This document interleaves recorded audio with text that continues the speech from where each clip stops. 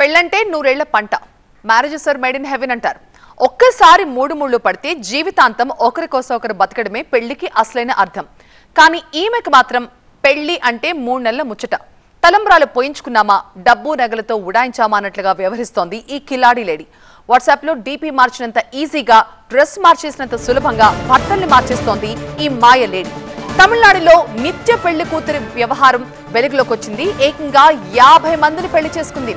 పెళ్లి చేసుకోవడం, డబ్బు నగలతో పారిపోవడం, ఇదే రెగ్యులర్ గా జరిగే పని. బాధితుల లిస్ట్ లో డీఎస్పీ సహా 2 పోలీస్ అధికారులు కూడా ఉండడం ఈ కేసులో కోసమెరు.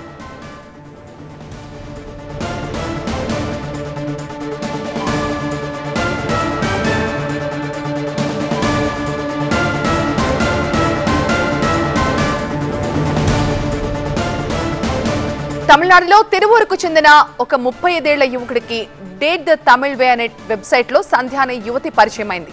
వాళ్ళిద్దరూ ఇష్టపడ్డారు, దండలు మార్చుకున్నారు, పెళ్లైంది, కాపురం పెట్టారు. అంతా సాఫీగా సాగుతుంది అనుకునే టైంలో ఒక్కసారిగా అలజడి.